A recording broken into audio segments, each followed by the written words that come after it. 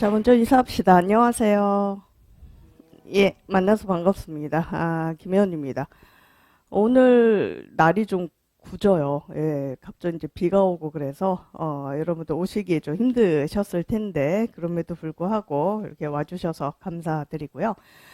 대략 한 1시간 정도, 우리 이제 교육학과 관련해서, 설명회를 진행할 텐데, 크게 이제 두 부분으로 말씀을 드리려고 해요. 일단, 바로 이제 그 저번 달에 치러졌던 가장 이제 최근에 교육학 논술 시험 과 관련해서 이제 약간 분석을 하고 이제 출제 경향 이런 것들 그리고 그 관련해서 그럼 앞으로 우리가 어떻게 공부를 해야 될 것인가 그런 것들에 대해서 이제 말씀을 드릴 거고 그 다음에 뒷부분에는 이제 내년도에 이제 제가 제 강의가 어떻게 진행이 되는지 전체적인 커리큘럼 좀 설명드리는 그런 식으로 두 부분으로 진행을 하려고 합니다.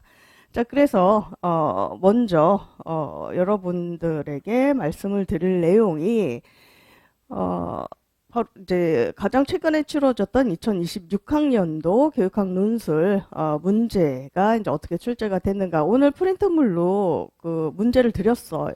예, 그래서 다 이제 받으셨을 거라고 생각을 하는데 그 문제를 이제 같이 좀 살펴보면서 그다음에 전반적으로 어떻게 이제 출제 경향이 바뀌었는가. 올해는 아시는 분들은 아시겠지만 원래 이 교육학 논술 우리 임용 시험이 매해년도마다 출제 경향이 조금씩 바뀝니다. 그래서 일정하게 계속 그 일정한 방향으로 출제가 되는 게 아니라 그 해마다 조금씩 이제 그 포인트 두는 부분이 달라요. 그거는 비단 교육학만 그런 것이 아니라 여러분들의 전공도 마찬가지입니다. 매해년도마다 좀 트렌드가 바뀐다고 할까요? 그래서 어떤 해는 예를 들어서 이제 이런 식이죠. 뭔가 이렇게 시험 문제를 딱 받아봤을 때, 이거는 내가 교육학 혹은 뭐 전공과 관련해서 뭔가 이렇게 딸딸딸딸 많이 외우고 알고 있는 게 많아야 이제 쓸 수 있는 그런 식의 문제가 이제 많이 출제가 되는 경우가 있는가 하면 또 그러다가 어느 해에는 또 어떻게 출제가 되냐면 굳이 그렇게 많이 외우지 않아도 그냥 문제에서 주어진 상황, 그리고 거기 이 상황을 이제 염두에 두고 그거에 따라 문제가 요구한 데 맞춰서 소위 말해서 우리가 좀 비벼 쓴다라고 이야기를 하죠. 그래서 약간 이렇게 비벼 써도 어떤 그 답을 유추해서 쓸 수 있을 정도로 그렇게 문제가 나오는 그런 문제가 좀 많이 나오는 그런 해가 있다는 거죠. 그래서 저는 이제 제 개인적으로는 그걸 이제 뭐라고 표현을 하냐면 그렇게 반드시 이제 외워야만 정답을 정확하게 쓸 수 있는 그런 문제는 이제 암기를 요구하는 문제, 암기 문제라고 이야기를 하고 그게 아니라 그냥 굳이 외우지 않았어도 상황에 따라서 좀 말을 그럴듯하게 말을 잘 만들어내고 지어내면 답을 쓸 수 있는 문제는 이제 응용 문제다. 저는 그런 식으로 이제 암기 문제, 응용 문제 이렇게 표현을 하는데 이게 이제 해마다 좀 다릅니다. 어느 해에는 암기에 관련된 문제가 좀 더 많이 나오는 해가 있고, 어느 해는 응용과 관련해서 이제 문제가 더 많이 나오는 해가 있고, 또 어떤 해는 거의 뭐 5대5 비중으로 비슷하게 이렇게 출제가 되는 해도 있어요. 그래서 이 매해년도마다 조금씩 이제 경향이 달라지는데, 그렇게 생각을 해보면 이번에 치러졌던 교육학 논술 문제는 비교적 암기를 물어본 것들이 좀 많았다라고 이야기를 할 수 있겠습니다. 사실 요 전해, 그러니까 아직 해가 안 바뀌었으니까 작년이죠. 그러니까 요 직전에 이 전해에는 약간 응용을 좀 묻는 경우가 좀 있었거든요. 그 이전도 그랬어요. 그러니까 올해를 제외한 작년, 재작년 한 2년 연속은 암기보다는 약간 응용에 해당하는 문제를 조금 더 비중을 많이 둬서 출제를 한 그러다 보니까 작년이나 재작년에 여러분들 선배들이 이렇게 시험을 보고 시험 보고 나서는 뭐라고 했냐면 뭐 그렇게까지 교육학을 막 딸딸 열심히 공부를 하지 않아도 웬만하면 그냥 좀 쓸 수 있겠는데요 라든가 아니면 좀 이렇게 현장 경험이 있는 분들 왜 기간제 교사를 하신다든가 이제 이런 분들 계시잖아요. 그러니까 이런 분들 같은 경우도 굳이 나 교육학 공부 안 했는데 그냥 현장에서 이제 내가 경험했던 것들이라든가 아니면은 이제 담당했던 업무라든가 이런 것들과 관련해서 그냥 생각하면 쓸 수 있는 그런 문제였다. 이런 식의 어떤 반응이 있었어요. 그런데 올해 같은 경우는 좀 경향이 달라졌다. 그래서 아까도 말씀드렸듯이 좀 내용을 차분차분 그 교육학에 관련된 내용들을 여러분들이 잘 알고 있어야 좀 쓸 수 있는 문제들이. 그리고 이게 문제가 그냥 단순히 문제만 봤을 때는 이게 암기를 묻는 게 아니라 뭔가 응용을 묻는 것처럼 보이는데 이게 그냥 겉으로만 보기에는 하지만 실제로 그 문제가 요구하는 내용의 답을 쓰려면은 정확한 답을 쓰려면은 관련된 개념을 정확히 이해하고 있는가 이런 것들 이해를 하고 있어야만 제대로 쓸 수 있는 그런 식의 문제가 올해는 출제가 많이 됐다는 거죠. 일단 그 첫 번째 올해 시험 경향에 봤을 때 자 출제 영역은 네 가지 영역에서 출제가 됐습니다. 제가 이제 프린트물로 시험 문제 드렸는데 시험 문제 먼저 잠깐 같이 봐주시면 일단 보시면은 거기 이렇게 상황이 이렇게 주어지고 그래서 이제 김교사의 성찰일지라는 어떤 그런 형식으로 상황이 주어지고 밑에 보시면은 배점 해가지고 보시면 문제가 네 문제가 출제가 되죠. 그래서 일반적으로 매해 년도마다 대략 이렇게 한 네 문제 정도 출제가 됩니다. 근데 이 네 문제가 올해 그 출제된 영역이 이렇게 네 가지 영역이었다는 거죠. 그래서 첫 번째 물어봤던 게 이제 자연주의 모형 뭐 1번 문제로 물어봤던 게 교육 과정 파트에서 지금 문제가 나온 거고요. 2번 문제 같은 경우 라이고로스와 관련해서 물어본 것이 이제 교수학습 영역에서 지금 문제가 출제가 된 겁니다.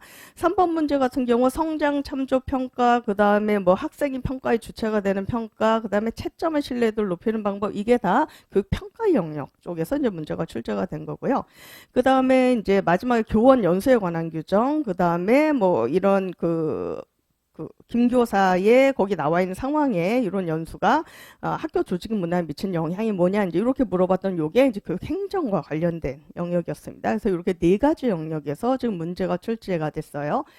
자, 근데 원래 우리 교육학과 관련해서 이제 그동안 이제 문제 우리가 공부를 해야 되는 임용시험과 관련해서 공부해야 되는 영역은 크게 나누면은 저게 네 영역이 다가 아니라 한 6가지 영역으로 우리가 분류를 할 수가 있거든요. 그래서 교육의 어떤 역사 철학 부분, 그 다음에 교육 사회학 부분, 그 다음에 심리학에 관련된 부분, 요 네 영역 외에도 이제 다른 영역들이 있습니다. 그래서 원래는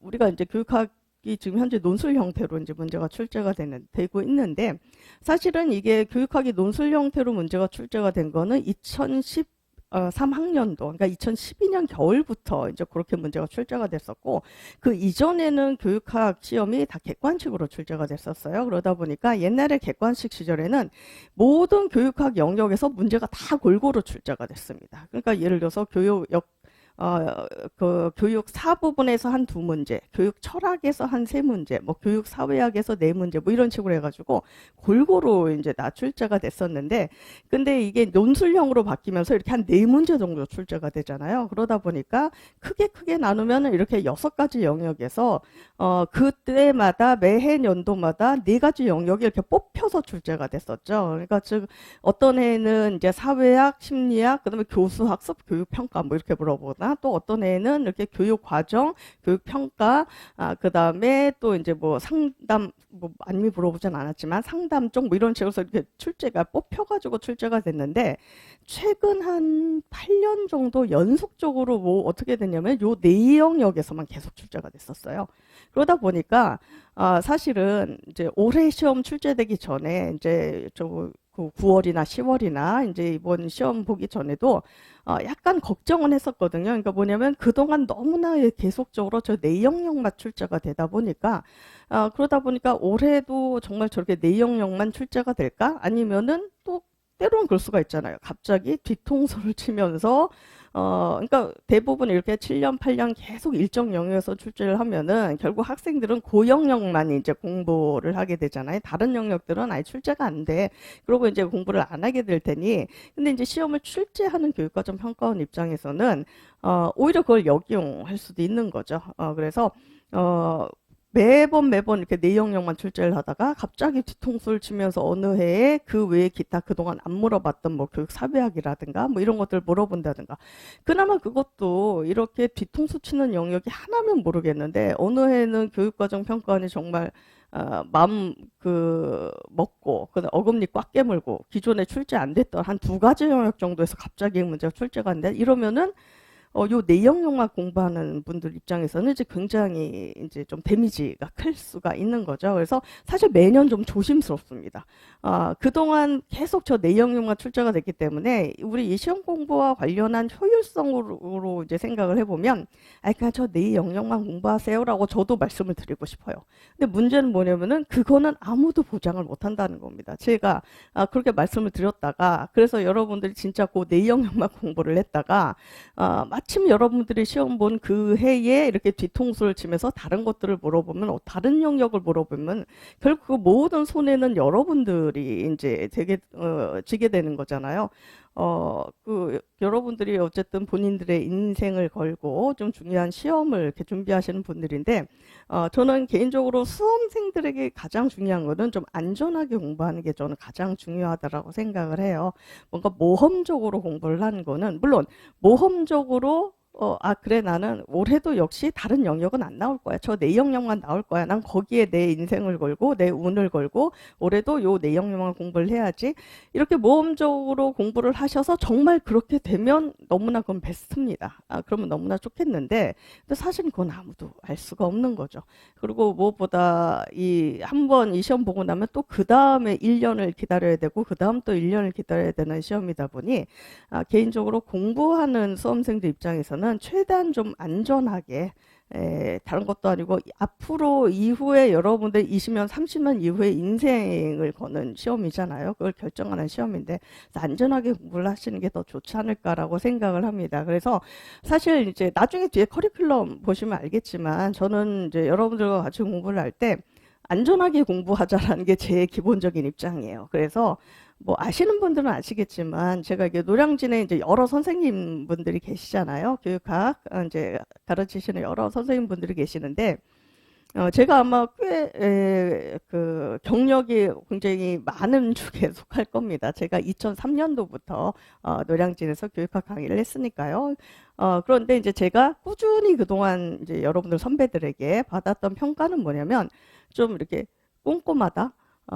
그리고 좀 많은 양을 좀 다룬다. 그러니까 뭐 빠지는 거 없이, 빼먹는 거 없이, 그래서 많은 양을 이제 좀 다룬다. 이런 식의 평가를 좀 받아요. 그래서, 미리 말씀드리지만, 혹시 저랑 이제 공부하시려고 하시는 분들 이제 계실 수 있으니까 미리 말씀드리지만, 저랑 같이 공부를 하시면은 약간 공부를 할 때는 좀 이렇게 학생분들이 좀 힘들어 하세요. 그 뭐냐면, 왜 다른 친구분들 있잖아요. 같이 공부하는. 근데 예를 들어서 이제 다른 선생님하고 하는 친구가 있을 거라는 거죠. 그러면 뭐 이렇게 막 얘기를 하다 보면 그런 게 많다는 거예요. 그러니까 아니, 우리 선생님은 그런 것까지 안 하는데 그냥 요 정도만 하라고 딱 이렇게 압축해서 가르쳐 주는데, 근데 김현 선생님 수업을 듣는 나는 막 이것저것 되게 이것저것 많이 김현 선생님이 이야기를 한다는 거죠. 그래서 그 친구랑 얘기를 하다 보면 막 그런 생각이 든대요. 이런 것까지 해야 돼? 이것까지 다뤄야 돼? 왜 이렇게 힘들게 해야 되지? 라는 생각이 든다는 거죠. 근데, 제가 다른 건 몰라도 여러분들에게 하나 이제 그 약속을 드린다고 해야, 약속 드릴 수 있는 것 중에 하나는 뭐냐면, 할 때는 분명히 양이 많을 겁니다. 예, 힘들 수 있어요. 근데 대신에, 하반기로 가면 갈수록, 이제 가을 되고 시험이 다가오면 다가올수록 확실한 건 뭐냐면, 저랑 같이 공부하시는 분들이 가장 안정적으로 공부를 하실 수가 있어요. 무슨 말이냐면은, 경험 있으신 분들, 뭐 재수 이상 분들은 아시겠지만 초수분들이 계실 테니까 제가 미리 말씀드리는데, 여러분들이 이제 1월부터 해가지고 1년 동안 이제 임용 공부를 하잖아요. 임용 공부를 하면은 하반기로 여름 지나고 가을 가면 갈수록 어떤 일이 벌어지냐면, 교육학 공부를 할 시간이 점점점 줄어들어요. 그러니까 내가 그 일부러 줄이려서 그런 게 아니라, 전공 공부는 뒤로 가면 갈수록 할 게 쏟아집니다. 처음에 1월, 2월 처음 그 임용 공부할 때 대부분 수험생들이 뭐라고 이야기를 하냐면 이런 식으로 이야기를 해요. 전공 공부는 할 만한 것 같은데 교육학은 이거는 진짜 너무 버거운데, 이거 너무 힘든데, 이런 말씀을 공통적으로 하세요. 그러니까 이유가 뭐냐면, 일단 전공 공부는 여러분들이 좀 익숙하죠.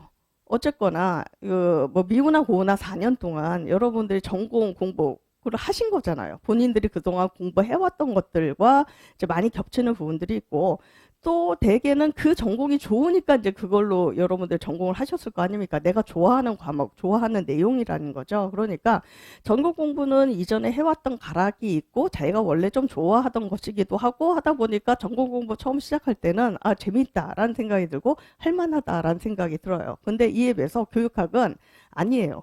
교육학은 익숙하지 않은 것들도 굉장히 많고, 물론 뭐 교직 과목이라든가 뭐 이런 것들 통해서 접하신 분들도 있겠지만, 근데 대부분 저도 대학에서 교직 과목 이런 거 강의해봐서 아는데 대부분의 사범대 학생들이 교육학 과목을 싫어합니다. 교직 이수하신 분들은 더더욱 싫어해요. 그러니까 대부분 다 뭐라고 얘기하냐면 내 전공은 좋은데 교육학은 도대체 좀 너무 재미가 없다. 도대체 이거 왜 해야 되냐. 너무 따분하다. 들어도 모르겠고 거기다가 재미도 없는데 또 양은 많고 막 이래가지고 원래 별로 안 좋아하시는 경우가 많습니다. 그런데 이제 여기 와서 공부를 하려니까 낯선 것들도 많고 안 좋아하기도 하고 거기다 양은 또 더럽게 많고 막 이러다 보니까 진짜 그 전공 공부할 때는 행복한데 교육학은 정말 짜증나. 이렇게 말씀하시는 분들이 많아요. 그런데 확실한 건 뭐냐면 여러분들이 초반에는 그렇게 되는데 하반기로 가면 갈수록 어떤 일이 벌어지냐. 제가 이거 하나는 말씀드릴 수 있어요. 교육학은요, 처음엔 힘들지만 그래도 어느 정도 일정 이렇게 해놓으면은 끝이 보입니다. 바운다리가 보여요. 아무리 양이 좀 많아도 이 정도까지 하면 그래도 내가 얼추 좀 커버가 되겠구나라고 하는 그 바운더리가 정해져 있는 게 교육학이에요. 근데 전공은 처음에는 바운더리 있는 것처럼 보여요. 이 정도 하면 전공 어느 정도 되겠지? 그런데 그게 아니라 전공은 하면 할수록 어떻게 되냐? 점점점 영역이 넓어져요. 점점점 커져요. 그래서 나중에 하반기로 가면 갈수록 어떻게 되냐? 전공 쪽에서 여러분들이 공부할 거리가 계속 쏟아집니다. 그렇기 때문에 여러분들이 처음부터 이거 계획을 잘 세워서 공부를 안 하시면은 어떤 일이 벌어지냐면 나중에 가을이 되면은 전공 공부에 막 치이다 보니까 할 게 너무 많이 쏟아지다 보니까 교육학을 하고 싶어도 할 시간이 이제 절대적으로 이제 물리적으로 부족하게 되는 이런 일이 벌어진다는 거죠. 그래서 여러분들이 공부를 1년 동안 공부를 하실 때 중요한 게 중요한 하나 이제 뭐 원칙이라고 해야 되나? 방향 중에 하나는 뭐냐면 상반기 때 최대한 교육학을 좀 많이 정리를 해 놓으셔야 돼요. 그래서 하반기로 가서 교육학 공부할 시간이 그래야만 줄어들어도 이게 흔들리지가 않습니다. 근데 그게 아니라 상반기부터 교육학을 좀 소홀히 했다? 좀 약간 듬성듬성 공부를 했다? 그럼 어떤 일이 벌어지냐면 하반기에 가서는 더더욱 교육학을 공부할 시간이 없어져요. 전공 커버하느라면 너무 바빠서. 그러면 어떻게 되냐면 막 그거 하다 보면 상반기에 충분히 쌓아놓지 않은 사람들은 하반기 되면 어떻게 되냐? 교육학 걱정이 굉장히 커지는 거죠. 전공은 그래도 어찌어찌 해가지고 내가 좋아하는 거고 해가지고 막 이렇게 따라와가지고 그래도 어느 정도 쌓인 것 같은데 근데 내가 교육학을 그동안 상반기 때 제대로 해놓질 않았는데 근데 어쨌든 교육학 시험 안 볼 수는 없는 거지 않습니까? 더더군다나 교육학은 보시면 알겠지만 네 문제가 출제가 된다는 거죠. 이 교육학 영역은 굉장히 넓고 우리가 알아야 될 내용은 많은데 그중에서 한 4가지 정도의 영역에서 한두 가지만 뽑아서 물어본다는 거예요. 그러다 보니까 이게 내가 1년 동안 교육학을 듬성듬성 공부를 하긴 했지만 그럼에도 불구하고 올해에 내가 정말 운이 대박이 나가지고 조상님이 돌봐서 하필이면 내가 듬성듬성 공부한 거기서만 딱 내 문제가 나왔다 이러면은 뭐 너무나 감사한 일이고 정말 이제 베스트인 결과가 나올 테지만 근데 사실 그럴 확률은 그다지 높지가 않다는 거죠. 듬성듬성 공부하면 할수록 어떻게 되냐면 결국은 봤을 때 내가 공부하지 않은 영역에서 문제가 나올 가능성이 이제 굉장히 높아지는 거고 그러면은 이제 교육학 부분에서 아무래도 좀 충분히 점수를 얻어야 그 다음에 이제 전공 점수 얹어지면서 이게 최종 합격까지 시너지가 가는 건데 교육학에서 약간 좀 너무 점수를 좀 낮게 받는다든가 뭐 최악의 경우 뭐 그럴 경우는 흔하진 않지만 뭐 과락을 받는다든가 뭐 이렇게 되면은 전공을 아무리 잘 봐도 이제 여러분들이 원하는 결과는 얻지 못하게 되는 그런 일들이 벌어진다는 거죠. 그래서 일단 올해도 어쨌든 출제는 똑같이 4가지 영역에서 출제가 됐어요. 출제가 됐고 그렇기 때문에 어쨌든 교육과정평가원에서는 저 4가지 영역을 상당히 중요하게 생각하는구나까지는 우리가 알 수가 있습니다. 하지만 그렇다고 해서 그럼 내년에도 또 똑같이 저렇게 4영역에서만 출제가 될 거냐?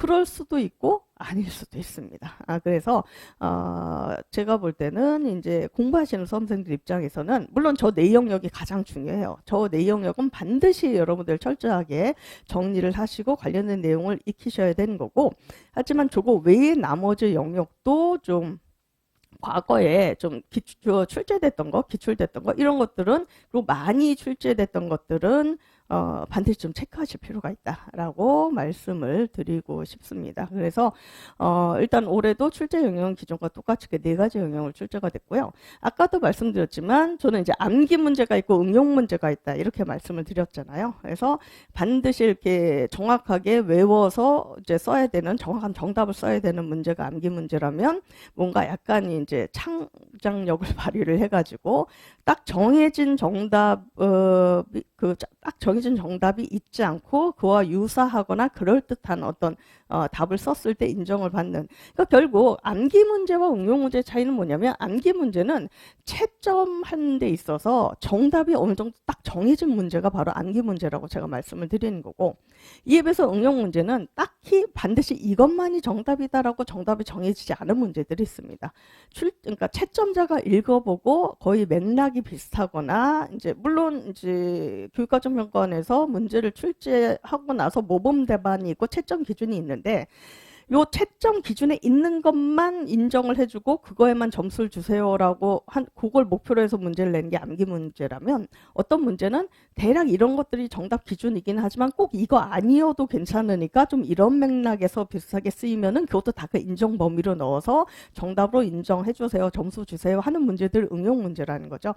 그래서 이게 이제 아까 말씀드렸듯이 매해년도마다 비중이 이제 달라지는데, 올해 문제 같은 경우는 암기를 묻는 문제가 좀 더 증가를 했습니다.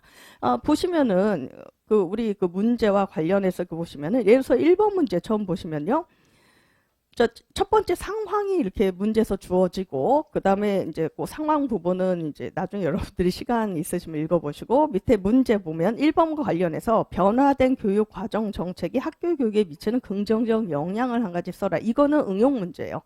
그 문제 1번의 상황이 뭐냐면은, 내가 연수를 가봤더니 우리나라 교육과정 정책이 학교 수준 교육과정을 더 강조하는 방향으로 변화됐음을 알 수 있었다.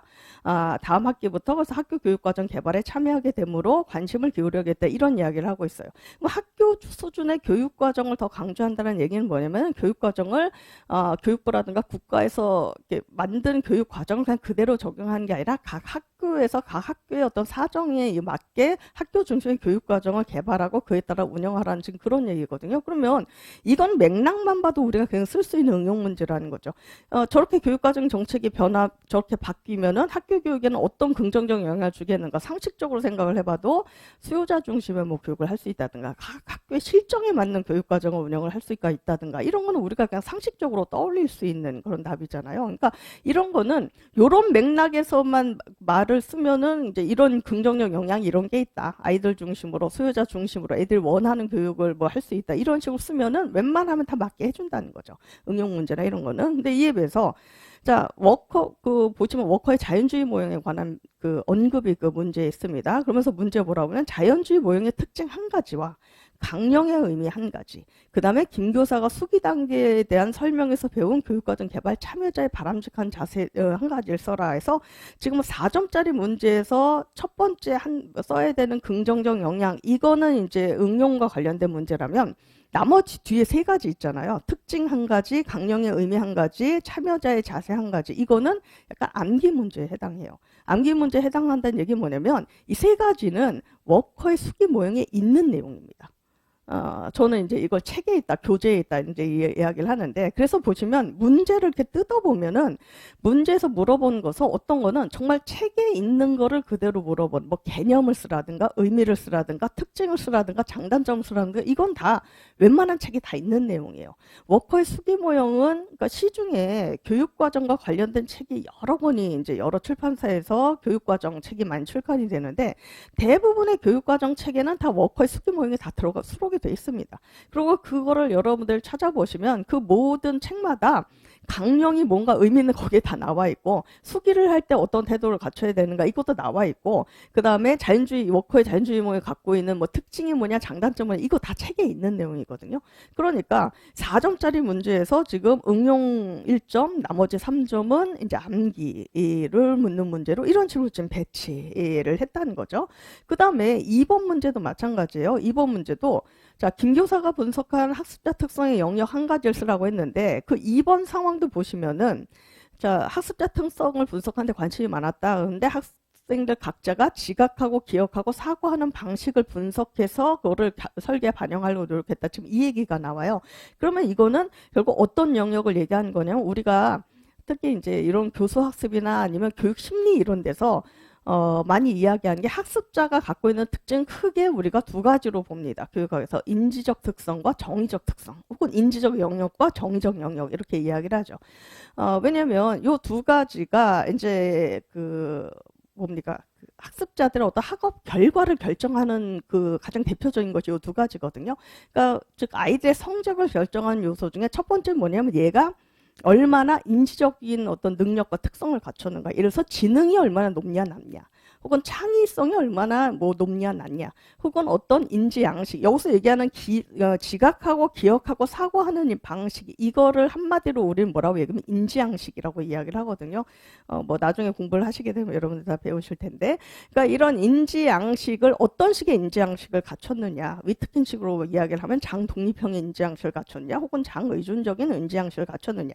그러니까 이 학생이 지능이 어떻게 되느냐, 창의성이 어떻게 되느냐, 어떤 인지 양식을 갖고 있느냐, 이런 것들이 학생이 갖고 있는 인지적 영역이고, 이런 인지적 영역이 어떻게 구성되어 있느냐에 따라서 아이들 성적에 혹은 아이들 학업의 결과에 굉장히 큰 영향을 미칩니다. 근데 요것만이 다가 아니라 또 하나 학습자들의 어떤 학업 결과에 영향을 미친 또 하나의 영역은 뭐냐면 정의적 영역이죠. 정의적 영역은 가장 대표적인 게 뭐냐면은 이제 동기. 이걸 이제 우리가 가장 정의적 영역의 가장 대표적인 요소라고 얘기를 하는데 여러분들도 학교 다닐 때 경험이 있으실 거예요. 어떤 과목에서 내가 좋은 성적을 받기 위해서는 물론 내가 얼마나 지능이 높냐 낮냐 이런 것들도 영향을 미치지만 그에 못지않게 또 영향을 미치는 게 뭐냐면 이거죠. 내가 그 과목을 좋아하느냐 싫어하느냐. 어떤 과목이 여러분들도 경험이 있으실 겁니다. 그 과목의 선생님이 좋아지면 그러면 그 과목의 성적이 올라가죠. 근데 반대로 어떤 과목 원래 내가 좋아하던 과목이었어. 근데 어쩌다 보니까 그 과목을 담당한 선생님이 내가 싫어졌어. 그러면은 원래 내가 좋아하던 과목이라고 하더라도 그 담당 선생님이 마음에 안 들면은 그러면 왠지 그 과목이 싫어지면서 그러면서 어떻게 되냐 성적이 떨어지게 되죠. 그러니까 즉 아이들의 학업 결과에 영향을 미치는 또 하나의 인지적 영역 말고 또 하나의 영역은 정의적 영역으로 이 정의적 영역은 얼마나 내가 이 과목이나 이 학업을 좋아하느냐 싫어하느냐 감정과 관련된 부분이거든요. 근데 이것과 관련해서 가장 대표적인 게 얼마나 이제 동기의 부분이죠. 얼마나 학습 동기가 있느냐 없느냐. 혹은 그 과목에 대해서 얼마나 불안의 어떤 요소나 이런 것들, 감정적인 어떤 그 불안이나 이런 것들이 있느냐 없느냐 이런 것들이 영향을 미치는 겁니다. 그래서 크게 아이들 학업 결과에 영향을 미치는 요소가 크게 이제 인지적 영역과 정의적 영역이다라고 얘기하는데 지금 여기서는 인지 양식을 이야기를 하고 있어요. 지각하고 사고하는 방식. 그렇다면 결국은 어떤 영역이냐? 인지적 영역이다. 그래서 이거는 뭐라고 해야 되나? 딱히 어떤 디테일한 걸 물어보기보다는 그러니까 전반적으로 우리가 교사로서 학습자들 잘 이해하기 위해서 어떤 영역을 알고 있어야 되는가 그냥 그거를 상식적인 수준에서 물어본 거라고 볼 수가 있고 그러니까 사실 이걸 쓰는 데는 그닥 어렵진 않으셨을 거예요. 근데 다만 이제 그다음에 라이고로스 이론에서 정수의 의미 한 가지와 비유 전략의 장점을 한 가지 쓰라고 했는데 이거 역시 암기 문제입니다. 책에 있는 내용이에요. 정수가 무엇인가. 그 다음에 라이고로스 하면 정교화 교수 이론. 정교화 교수 이론의 가장 중요한 포인트는 뭐냐면 7가지 교수 전략을 이 사람이 제시를 하는데 그 중에 하나가 비유 전략이에요. 그래서 이 비유 전략이 왜 어떤 면에서 장점이 있는가. 근데 이거는 비유 전략이 뭔지를 알면은 이 장점은 그냥 자연스럽게 쓸 수 있게 돼 있어요. 그 비유라는 전략은 어떨 때 사용하는 거냐면 오늘 배운 그 비유 전략은 한마디로 이겁니다. 아이들이 뭔가를 배울 때 낯설어 할 때 그거를 오늘 배울 이 내용 낯설은 내용을 배울 때 이거를 쉽게 쉽게 이해할 수 있게 만들어주기 위해서 사용한 전략이 비유 전략이거든요. 그래서 애들이 낯설어하는 처음 보는 내용을 이미 익히 아이들이 알고 있는 내용과 연결지어서 설명을 해주는 이게 바로 비유 전략이에요. 그럼 비유 전략이 이거다라는 걸 알면은 자연스럽게 장점을 우리가 이야기할 수 있는 거 아닌가요? 비유 전략의 가장 큰 장점은 뭐겠습니까? 익숙하지 않은 내용을 익숙하게 만들어준다. 쉽게 접근할 수 있게 만들어준다. 이렇게 우리가 그냥 연결해서 쓸 수가 있다는 거죠. 책에 있는 내용입니다. 그래서 이것도 마찬가지로 첫 번째 학습자 특성의 영역 한 가지, 뭐 이거는 뭐 그렇다 치더라도 뒤에 있는 두 가지, 그러니까 3점짜리 문제 중에 뒤에 두 가지는 라이거러스가 얘기한 정확한 개념을 알고 있는가. 특히 정수는 의미를 아예 그냥 대놓고 물어본 거잖아요. 그 의미를 정확하게 반드시 아이들이 알아야 되는 핵심적인 내용들, 이걸 좀 정수라고 이야기를 하는 건데 라이거러스가 말한 대로 요거를 제대로 써낼 수 있는가, 이걸 외우고 있는가를 이제 묻는 문제였다는 거죠. 세 번째 문제도 마찬가지입니다. 성장 참조 평가의 적용 방법 한 가지, 교육적 의의 한 가지, 그 다음에 학생이 평가의 주체가 되는 평가 한 가지, 그 다음에 신뢰도를 높이기 위해서 교사가 해야 될 한 가지, 이렇게 되어 있는데 사실 이 네 가지는 거의 다 전부 암기 문제라고 볼 수가 있어요. 성장 참조 평가의 적용 방법 한 가지라고 하는 거는 결국 이것도 성장 참조 평가가 뭔지 개념만 알고 있으면 그냥 방법은 쓸 수 있는 거거든요. 얘가 성장 참조 평가라는 건 그거잖아요. 과거의 성적에 비해서 현재 성적이 얼마나 성장되었는가를 가지고 아이들을 평가를 하는 걸 성장 참조 평가라고 합니다. 예를 들어서 A 학생과 B 학생 둘 다 똑같이 80점을 받았다. 근데 A 학생은 지난번 시험에 70점 받았는데 이번에 80점 받은 거고, B 학생은 지난번 시험에 50점 을 받았는데 이번에 80점을 받았다는 거죠. 그러면 A와 B 똑같은 80점이지만 성장 참조 평가에서는 누가 더 우수하다고 평가를 하냐? B가 더 우수하다고 평가를 하는 거죠. 왜? 성장폭이 더 많으니까. 그렇기 때문에 이걸 알면은 적용 방법은 뭐겠습니까? 성장 참조 평가를 적용한 방법은 과거의 성취도 검사 결과와 이번의 성취도 검사 결과를 서로 비교해서 얼마나 얘가 성장폭이 커졌는가, 이거를 판단한다. 그냥 여기 보시면 방법을 쓰라고 하는데 사실 방법보다는 개념만 알면 그 개념을 그대로 써주면 그게 방법이 되는 그런 식의 문제였고, 교육적 의의 한 가지, 이것도 책에 있는 내용이에요. 그 의의는 바로 뭐였냐? 가장 큰 거죠. 얘가 이 성장 참조 평가의 가장 큰 의의는 누구나 노력하면, 그러니까 과거에는 기존에 우리가 익히 알고 있는 과거의 일반적인 평가에서는 둘 다 똑같이 80점, 그냥 똑같은 80이지 과거에 비해서 얼마나 성장했는가 이거를 쳐준 게 아니잖아요. 현재 시점에서 얘가 몇 점 받았는가 이걸로만 쳐줬는데 성장 참조 평가는 그게 아니라는 거죠. 그렇기 때문에 누구나 아이들 자기가 이제 성장한 만큼 그런 것들 인정을 받을 수 있다든가, 교육적 의의로 생각을 해봤을 때 그리고 얼마나 과거에 비해서 얘가 이제 많이 발전을 했는가, 이런 것들을 이렇게 드러낼 수 있다든가, 이런 것들이 우리가 이제 교육적 의의로 이야기를 하는 거고, 그 다음에 학생이 평가의 주체가 되는 평가 방법을 한 가지를 쓰라고 했는데, 이거는 말 그대로 교사가 주체가 돼서 평가를 하는 게 아니라 아이들이 스스로 주체가 돼서 평가를 하나. 그러면 이것도 어느 정도 우리가 떠오를 수 있는 게, 가장 대표적으로 떠오르는 게 뭐겠습니까? 자기 평가, 내가 스스로 평가를 하는 거, 아니면 동료 평가, 동료 친구들끼리 서로 평가를 하는.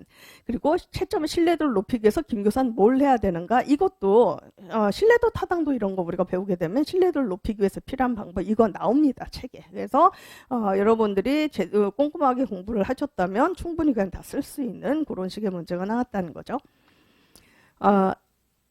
참고로 원래 제가 자랑하는 걸 별로 좋아하지 않는 사람입니다. 뭐 아시는 분들 아시겠고 모르시는 분들 모르시겠지만 아마 대부분 모르실 거예요. 근데 원래 제가 제 입으로 나 뭐 이런 거 잘했다라고 얘기하는 거를 굉장히 좀 쑥스러워하고, 그리고 뭐 이 나이에 뭐 그런 걸 이야기하냐, 그 사람이 점잖지 못하게, 뭐 이런 이제 나름 그런 생각을 갖고 있는 사람인데, 근데 그럼에도 불구하고 오늘은 제가 약간 자랑을 좀 해야겠다라고 좀 생각을 하고 나왔어요. 왜냐면 제가 아까 2003년도부터 해가지고 20년 넘게 지금 쭉 교육학 강의를 하고 있다고 했는데, 그동안에 보면 원래 사람 일이라는 게 그렇죠. 제가 1년 동안 항상 저는 20년 동안 똑같이 가르쳤거든요. 똑같이 가르쳤는데 그럼에도 불구하고 어느 해는 뭔가 좀 대박이 난, 그러니까 제가 영웅이 되는 해가 있고 어떤 해는 제가 역적이 되는 해가 있습니다. 저는 항상 매년 똑같이 가르치는데 그 해 출제 경향이나 어디서 뭐 출제가 되느냐 뭐 이거에 따라 어떨 때는 막 제가 엄청난 영웅이 되고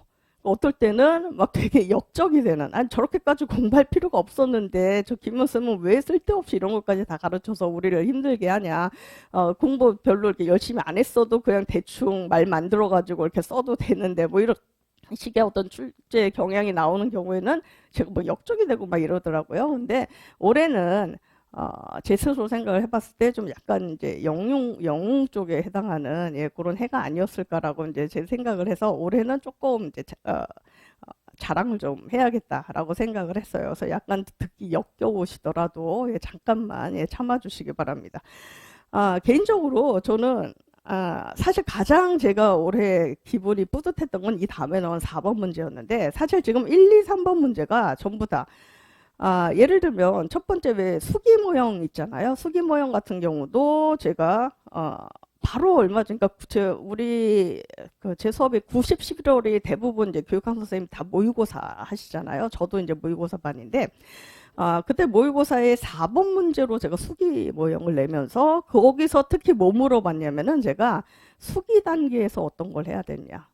거기 거의 문제 제가 약간 좀 저도 깜짝 놀랐는데 수기 단계에서 고려할 점이 뭐냐 이걸로 제가 좀 물어봤었거든요. 그래서 그런 부분이 있었고 라이고로스 같은 경우는 또 제가 놀라게 뭐냐면 라이고로스는 제가 올해 이렇게 따져보니까 한 4번을 쓰게 했더라고요. 제 수강생들에게. 그러니까 뭐냐면 저는 3, 4월 달부터 조금씩 문제를 드리거든요. 그러니까 3, 4월에, 5, 6월에, 7, 8월에 여러분들이 이렇게 이거 좀 써보세요 라고 문제를 드려요.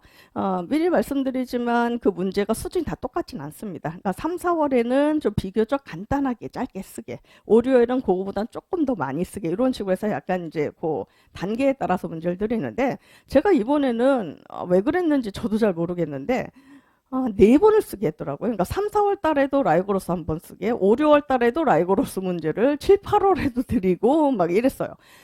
특히나 제 기억에는 5, 6월 달인가 이때는요. 라이고로스의 그 제가 7가지 전략이 있다고 아까 말씀드렸잖아요. 그 중에 하나 이번에 이제 비율을 물어본 거였는데 제가 5, 6월 달의 문제는요. 그 7가지 전략을 그냥 다 쓰도록.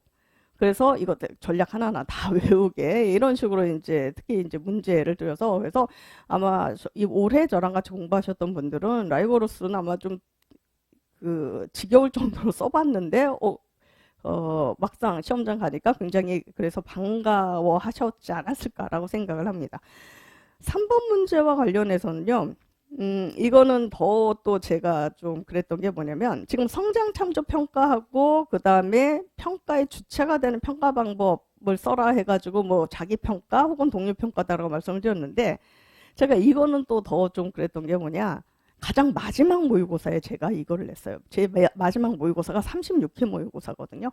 마지막 모의고사에 문제에 요 2가지를 같이 냈어요. 저도. 성장 참조 평가하고 그 다음에 동료 평가하고 이 2가지를 마지막 모의고사에 같이 내면서 그 다음에 이제 저 같은 경우는 이제 성장 참조 평가가 그 개념이 뭐고 이게 어떻게 학생의 학습에 긍정적 영향을 미치느냐 그 다음에 동료 평가가 어떤 교육적 의의가 있느냐 이런 식으로 해가지고 물어봤거든요. 그래서 요 거의 그 제 개인적으로는 이게 좀 약간 짜릿했던 게 뭐였냐면 이게 마지막 문제에서 제가 낸 게 거의 비슷했다라는 게 이게 짜릿한 게 뭐냐 결국 이 교육과정 평가원에서 제 마지막 문제까지는 체크를 못하고 출제를 한 게 아닌가. 그러니까 무슨 말이냐면 교육과정 평가원은 매해년도 문제를 출제할 때마다 굉장히 신경을 쓰는 것 중에 하나가 뭐냐면 노량진에서 여러 선생님들이 만드시는 문제를 가능하면 좀 벗어나서 문제를 만들어야 되죠. 어느 특정 강사가 낸 문제랑 똑같이 문제가 냈다. 이러면은 이제 난리가 나는 거잖아요. 그래서 그 문제가 발생할 수 있고. 그래서 교육과정 평가원에서는 매년 뭘 하냐면 우리가 이제 11월 셋째 주에 시험을 보는데 되게 그 한 달 전부터 출제위원들이 출제를 하러 들어가시거든요. 그래가지고 대략 한 11월 첫째 주까지 출제를 다 끝냅니다.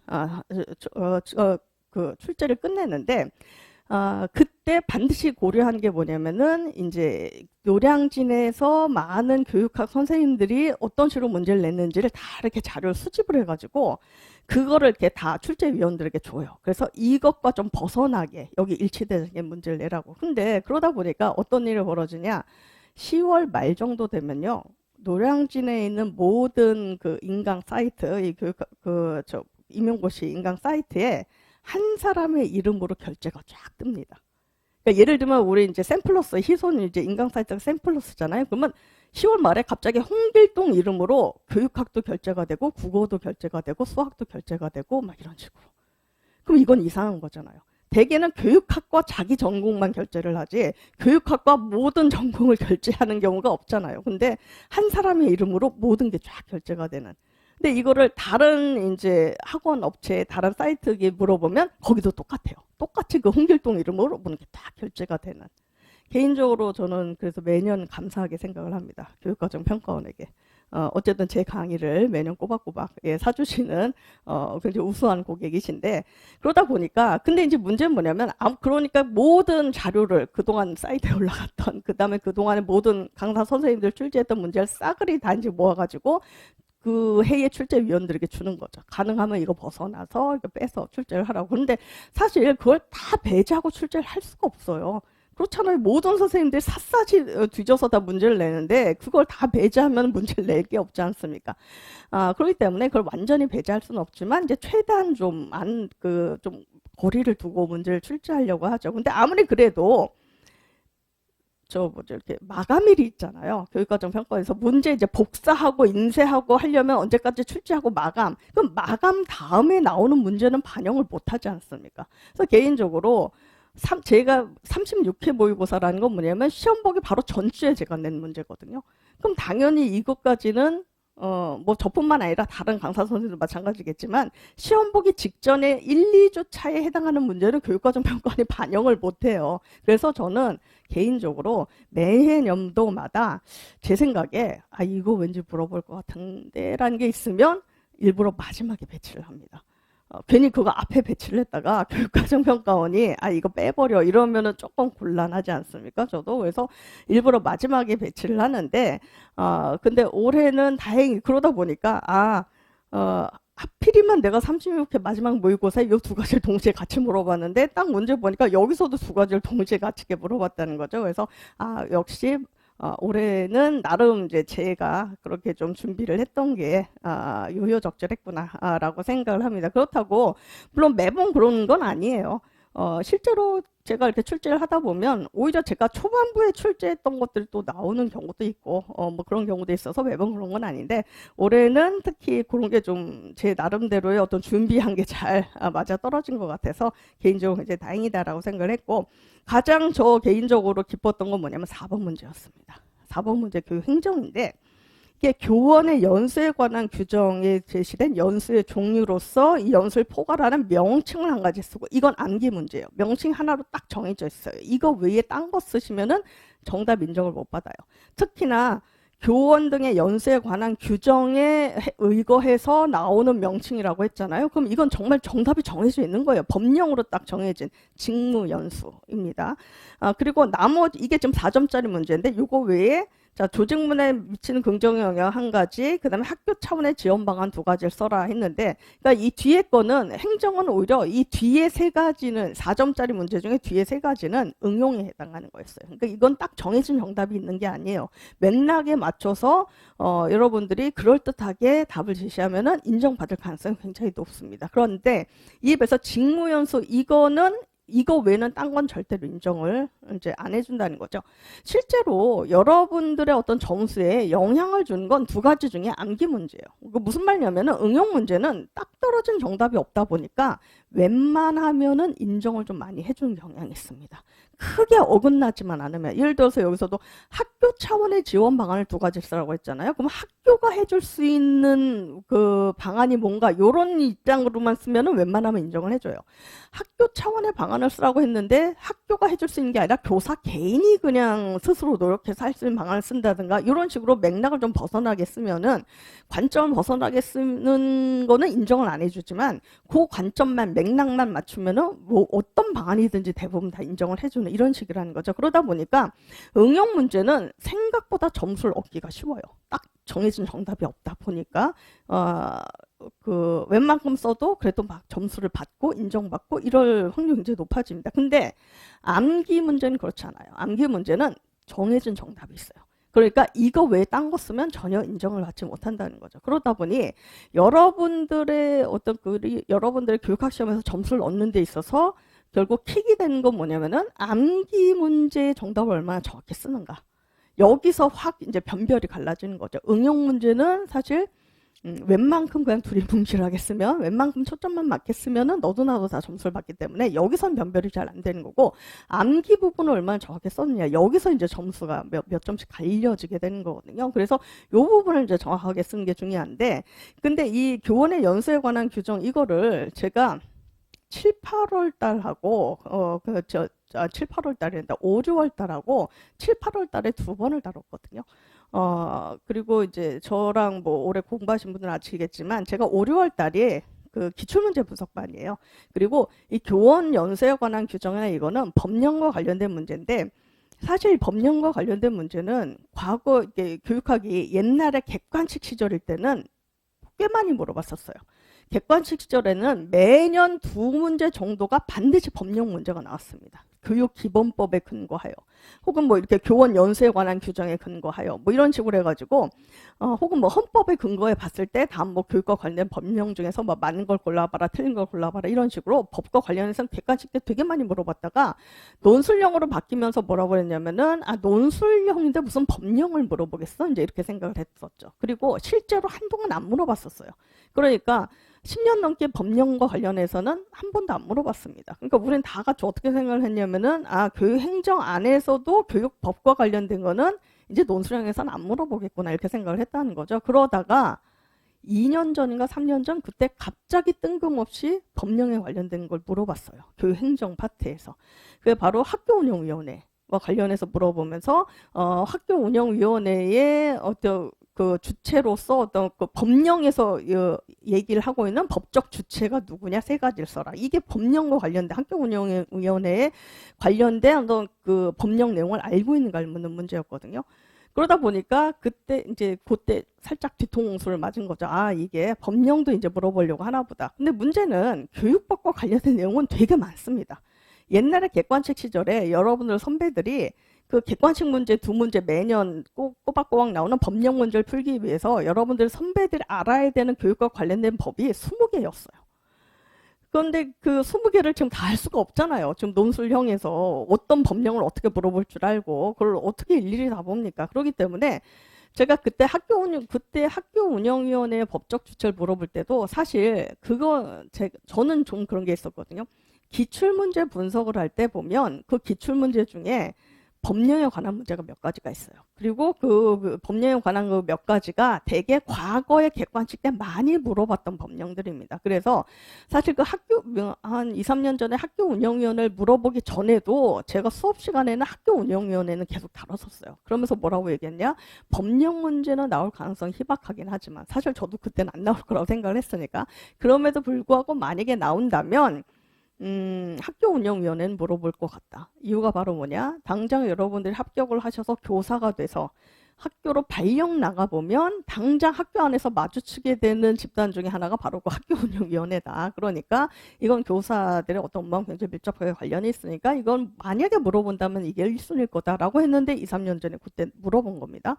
그러다 보니 2년 전부터는 제가 뭐라고 그랬냐? 학교운영위원회는 이미 한번 나왔으니까 또 한 번 만약에 법령으로 문제가 나온다면 그 다음에는 뭐가 나올 거지? 제가 몇 가지 생각하고 있는 게 있었거든요. 근데 그 중에 하나가 뭐였냐면 이거였어요. 교원의 연수에 관한 규정.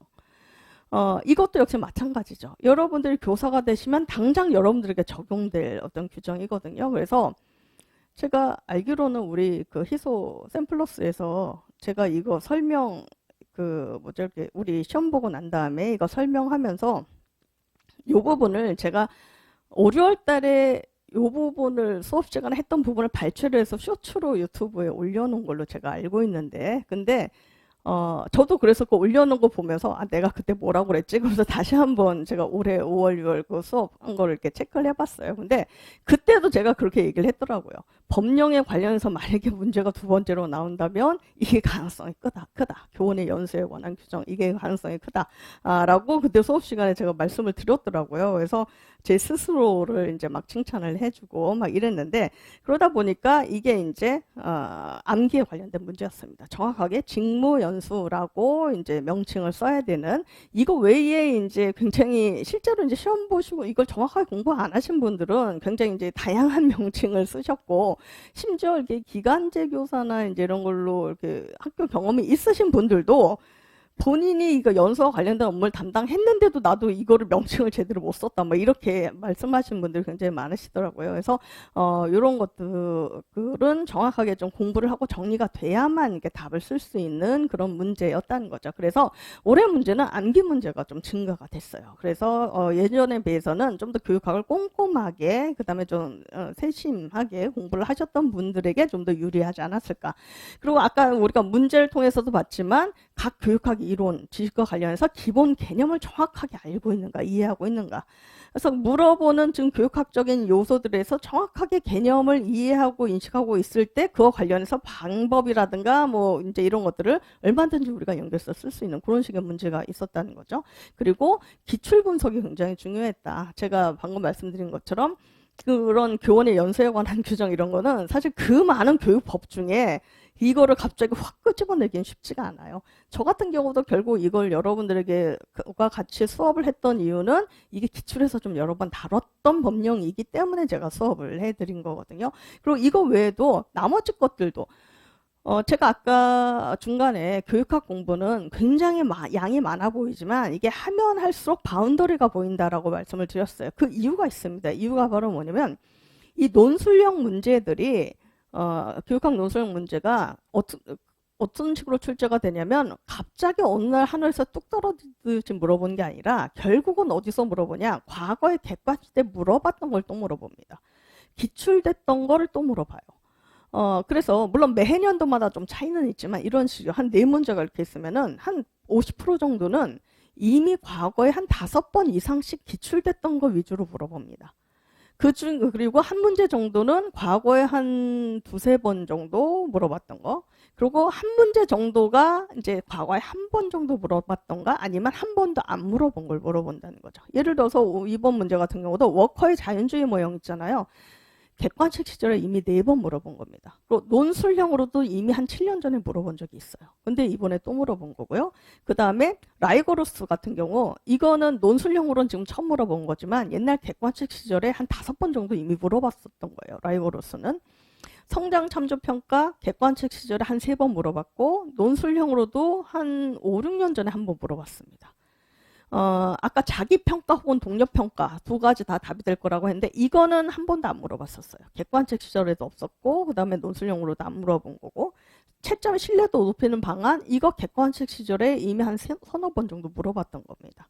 그리고 아까 말씀드린 직무연수 이렇게 교원의 연수에 관한 규정 이거 객관책 시절에 법령으로 한 3번 정도 물어봤던 거고, 나머지는 뭐 응용 문제니까 그런 식이라는 거죠. 그래서 기출을 굉장히 꼼꼼하게 잘 분석을 했다면 충분히 다 우리가 다룰 수 있는 그런 식의 문제가 나왔다라고 말씀을 드릴 수 있겠습니다. 그러다 보니까 결국 이걸 생각을 해보면 근데 이제 제가 볼 땐 그래요. 제 매해년도마다 결국 출제된 경향은 달라진다고 제가 말씀을 드렸어요. 올해는 이렇게 출제가 됐지만 내년엔 또 어떤 식으로 출제가 될지 이거는 알 수가 없는 거죠. 저런 기조로 출제가 될 수도 있고 아닐 수도 있습니다. 그러면은 수험생 입장에서는 결국 뭘 준비해야 되냐? 2가지 준비를 다 해야 돼요. 응용 문제가 나왔을 때 내가 어떻게 답을 쓸 것인가, 그 다음에 암기 문제와 관련된 문제가 나왔을 때 얼마나 이걸 정확하게 쓸 것인가, 2가지를 전부 다 내가 이제 다룰 수 있도록 훈련을 하는 방법밖에 없다는 거죠.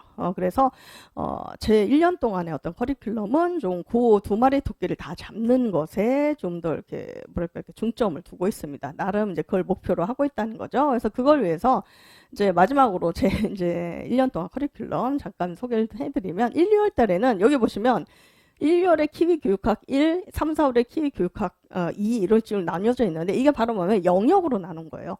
그래서 이 키위 교육학 1에서는 앞에서 얘기했던 네 가지 영역 있죠. 그동안 7, 8년 내내 계속 이 출제가 됐다고 하는 요 네 영역만 다룹니다. 그래서 이거는 일단 반드시 여러분들이 다 잡고 가야 되는 거니까. 그래서 요 네 영역 중심으로 이론 정리를 하고, 그 다음에 직강생을 대상으로 이 501 프로그램이라서 이거 올해 처음 이제 시도를 하는 건데, 이거 뭐냐면, 수업은 1년 내내 월요일, 화요일 오전에 하거든요. 바뀌지 않습니다. 1년 내내 월요일, 화요일 이제 1시까지. 한 9시, 조금 다르긴 한데 9시 혹은 9시 반에 시작해가지고 이제 1시까지 해서 오전에 끝나면 그 다음에 점심 드시고 오후에 직강생 분들은 저한테 오셔서 테스트를 받고 가셔야 돼요. 그날 공부한 거 제가 저기 6층에 스터디실이 있거든요. 우리 학원에 6층에 스터디실이 있는데 1, 2월은요. 3시에서 5시에는 그 스터디실에 제가 있을 거예요.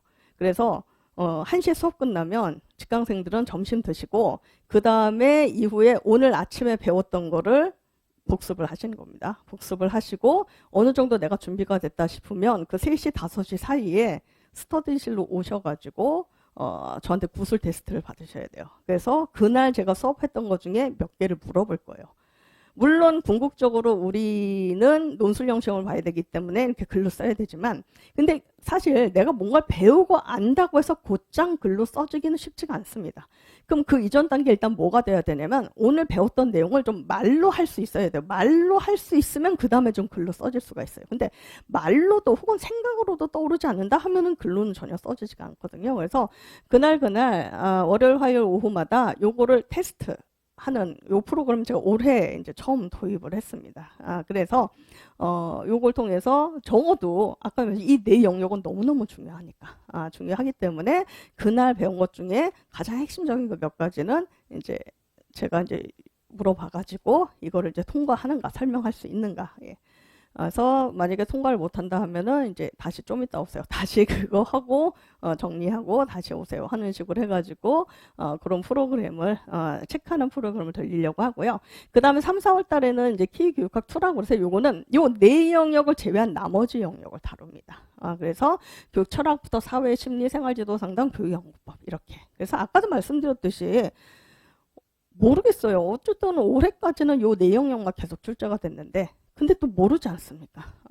내년에는 혹은 내후년에는 뭐 이 중에서 또 한두 영역 물어볼 수도 있고 아닐 수도 있고 아까도 말씀드렸듯이 어쨌든 안전하게 공부하는 것이 가장 중요하니까 그래서 3, 4월 달에는 나머지 영역을 좀 다룰 거고요. 그 다음에 이때부터는 뭐 하냐면 영역별 문제를 제공해요. 매주마다. 그러니까 매주가 이제 1주 차만 빼고 2주 차부터 해가지고 매주마다 영역별로 그러니까 예를 들어서 뭐 교육 사철학 문제 아니면은 뭐 심리에 관련된 문제 뭐 이런 식으로 해서 문제를 제공을 합니다. 제공을 하고 그걸 가지고 이제 여러분들 이제 문제 드리고 답을 써보세요라고 하고 그 쓴 것과 관련해서 첨삭을 해드리는데 첨삭이라는 건 뭐냐면 여러분들 쓴 답안을 제가 보고 그걸 가지고 코멘트를 해드리는 걸 얘기를 해요.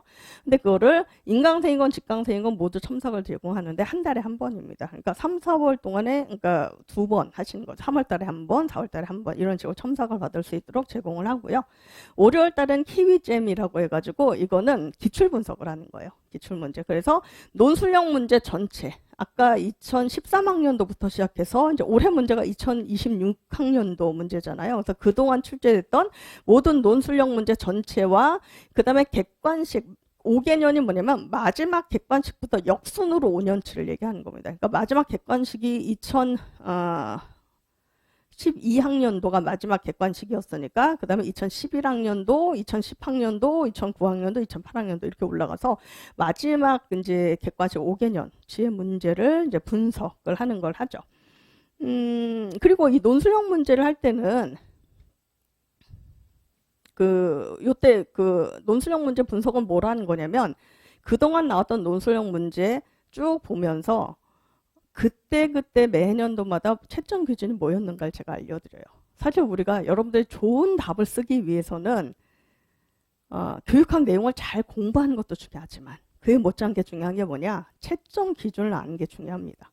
아무리 내가 교육학 내용을 잘 알고 있어도 이 사람들이 어떻게 채점하는지를 모르면 그 점수를 얻을 수 있도록 쓰기가 쉽지가 않아요. 반대로 내가 교육학을 좀 약간 부실해. 하지만 이 사람들이 어떤 식으로 썼을 때 어떤 걸 썼을 때 점수를 주냐를 알면 그래도 얼추 비슷하게 쓸 수가 있다는 거죠. 그래서 채점 기준을 알려드리고 그다음에 2017 학년도부터 해가지고 그 뭐 옛날 문제하고 사실 그 논술형 문제도 초기 문제랑 최근 문제는 좀 약간 스타일이 다르니까 초기 문제는 별로 의미가 없어서 빼는데 2017년도부터 해가지고서부터는 제가 뭐 드리냐면은 그 해에 거의 만점자 만점을 받거나 아니면 한 19점 정도 받은 혹은 뭐 19.3 뭐 이렇게 받은 사람들의 모범 답안을 제가 좀 샘플로 드립니다.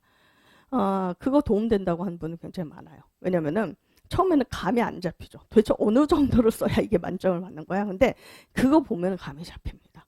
미리 말씀드리는데 생각보다 만점자들의 답안은 굉장히 심플합니다. 그다지 양이 많지 않아요. 근데 대심플하지만 대신 굉장히 정확하다는 걸 아마 여러분들이 아실 수 있을 거예요. 그래서 정말 이렇게 군더더기 없이 심플하게 쓰는데 정말 정확하게 책에 있는 대로 그대로 이거를 이렇게 정확하게 쓴다고. 근데 그렇게 쓰면 쓸수록 이게 만점이 나오거든요. 그래서 처음 공부할 때는 막연하게 도대체 어느 정도 써야 내가 고득점을 어느 정도 답을 쓰고 어느 정도 공부를 해야 고득점을 받을 수 있을까 이게 막연해지는데 요거 보고 나면은 어느 정도 감을 잡힌다라고 하시는 분들이 꽤 있더라고요. 역시 이때도 영역별 문제 제공하고요. 그 다음에 또 첨삭 제공을 하는 거 5, 6월달 기출 분석을 합니다. 그 다음에 7, 8월 달은 마인드맵이라고 해서 제 교재 중에 마인드맵 교재라는 게 있어요. 아시는 분들은 아시겠지만 이게 교육학 전 영역을 키워드 중심으로만 쭉 이렇게 정리를 한 거예요. 그래서 아까 그 4가지 영역 제외한 나머지 영역까지 다 포함해서 키워드 중심으로 하면 딱 정리를 한 거기 때문에 전체 페이지가 100페이지 정도밖에 안 됩니다. 그러니까 우리가 알아야 되는 교육학적인 내용을 확 압축을 해놓은 거죠. 그래서 그걸 중심으로 다시 한번 쫙 전체적으로 이제 정리를 하는 그게 이제 마인드맵 반에서 7, 8월 달 하는 일이고요. 역시 영역별 문제를 제공하고 첨삭 제공뿐만 아니라 이때는 채점도 제공합니다. 그래서 첨삭은 아까 말씀드린 것처럼 여러분들 쓴 답안을 제가 직접 읽어보고 코멘트 해드리는 게 첨삭이라면 채점 말 그대로 채점에서 점수로 그래서 요때는 문제 드리면서 문제의 채점 기준도 같이 드리거든요. 정답 요소 채점 기준. 그래서 그거에 맞춰서 여러분들 채점을 이제 제가 다 혼자 할 수는 없고 저 조교들과 같이 해가지고 채점해서 그래서 내가 이번에 푼 문제는 점수 몇 점이다 해서 점수화 시켜서 나오는 채점 제공하고요. 마지막 11월에는 모의고사반 에서 총 36회 문제를 제공합니다. 그러니까 월요일에 1, 2회, 화요일에 3, 4회. 그다음에 그다음 주 월요일에 이제 5, 6회 뭐 이런 식으로 하루에 2회씩 이제 치러지거든요. 그리고 다만 저기 총 9월에서 11월까지 총 10주에 해당하는 프로그램인데 1주부터 8주까지는 이렇게 하루에 2회차씩 이제 모의고사가 진행이 되는데 막판에 9회차하고 10회차 있잖아요. 요때는 그냥 하루에 한 회차씩만 제공을 하기 때문에 그래서 이제 36회 총 모의고사가 진행이 되고 역시 첨삭이 제공이 되고 채점이 이제 제공이 됩니다. 그래서 보시면은 이게 총 32회 채점 제공이 아니라 32회에 그 채점 제공된다는 게 이거 제가 잘못 썼다. 죄송합니다. 31주부터 8주 동안에 채점을 하는데 그 중에 홀수차만 채점을 해드려요. 그러니까 하루에 2번씩 본다고 그랬잖아요. 1주부터 8주까지는 월요일에 1, 2회, 화요일에 3, 4회 이런 식으로 본다고 그랬잖아요. 근데 그 1, 2회, 3, 4회를 다 채점해 드리는 게 아니라 월요일에 1회, 2회 중에 1회만 화요일에 3회, 4회 중에 3회만 이런 식으로 해서 총 32회라는 게 아니라 8주 동안에 홀수 회차에 채점을 해드립니다. 이거 제가 좀 잘못 썼어요. 그래서 그거는 이제 이제 해서 수정하시기 바라고. 그래서 이런 식으로 이제 수업이 진행이 됩니다. 그래서 여기까지가 이제 오늘 설명회로 여러분들에게 말씀드린 내용이고요. 물론 이제 이게 제 강의 앞으로의 어떤 식으로 이제 진행이 될 것인가 이런 것들을 약간 홍보하기 위한 목적으로 하는 설명회이기도 했지만 그래도 중간중간 최대한 좀 여러분 앞으로 공부를 하실 때 어떤 부분에 좀 주의를 어떤 부분을 좀 생각을 하고 어떻게 계획을 해야 될 것인가에 대해서 그래도 조금이나마 도움을 드리고자 제가 좀 내용을 말씀을 드렸습니다. 그래서 조금이나마 여러분들 앞으로 공부를 하실 때 도움이 되었으면 하는 바람이 있고요. 다시 한번 말씀드리지만 오늘 날씨가 별로 좋지가 않아요. 그래서 오시기가 힘드셨을 텐데 그럼에도 불구하고 와주셔서 감사드리고요. 그리고 여기 오신 여러분들은 모두 다 이번에 공부를 하셔가지고 요 다음에 시험에 모두 다 합격하시기를 제가 기원을 드리겠습니다. 제가 사실은 딱히 믿는 신이 없어서 딱히 어느 신에게 기원을 드린다고 말씀드리지 못하겠지만 그냥 보이는 대로 길 가다가 뭐 교회가 보이면 하나님께 빌어드리고 절이 보이면은 부처님께 빌어드리고 기원을 드리도록 하겠습니다. 오늘 제 강의는 여기까지입니다. 수고하셨습니다.